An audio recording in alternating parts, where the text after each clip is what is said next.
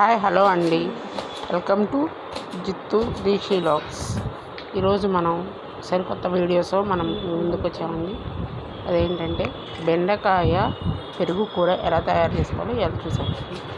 ఈ బెండకాయ పెరుగు కూర మా పక్కన ఆంటీ చెప్పారండి. ఆంటీ ప్రతిసారి పిల్లలకి ఇగురు పులిసే వేసి పెడుతున్నాను అండి.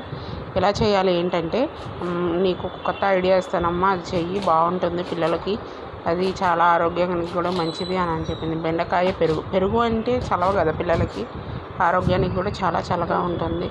బెండకాయ కూడా నాలెడ్జీ వస్తుందని చెప్తూ ఉంటారండి. అందుచేత నేను ఈరోజు మా పిల్లలకి బెండకాయ కూర చేసి పెట్టాను. బెండకాయలను శుభ్రంగా కడుక్కొని బాగా ముక్కలుగా చేసుకొని పక్కన పెట్టుకోవాలి. స్టవ్ మీద కళాయి పెట్టుకొని 2 స్పూన్ల ఆయిల్, 1 స్పూను పోపు దినుసులు, జీలకర్ర, ఆవాలు, పచ్చిశనగపప్పు అవి వేసుకోవాలి. వాటిని బాగా వేగనిచ్చిన తర్వాత కొంచెం 1 ఆనియను, 2 పచ్చిమిర్చి, కరివేపాకు వేసి బాగా వేయించేసుకోవాలి. వాటిని బాగా వేయించాలి. అవి కొంచెం మగ్గిన తర్వాత కొంచెం పసుపు, స్పూన్ పసుపు వేసి మళ్ళీ వాటిని బాగా గరిటెతో తిప్పి బెండకాయలు వేయాలి.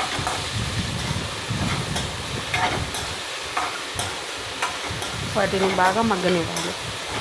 ఒక 2 or 3 minutes బాగా మగ్గనిస్తే ముక్క అనేది మెత్తగా ఉడిన తర్వాత అప్పుడు మనం ఒక 1.5 స్పూన్ కారం, అంటే మా పిల్లలు తక్కువగా తింటారండి, అందుకే నేను తక్కువగా వేస్తున్నాను. ఎవరికి ఎంత కావాలో అంత క్వాంటిటీలో వేసుకోవచ్చు. స్పూన్ కారం,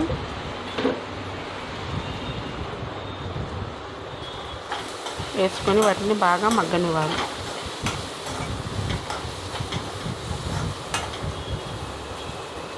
ఈ కూర చాలా బాగుంటుందండి, టేస్ట్ కూడా బాగుంటుంది. మీరు ఒకసారి చేసి చూడండి.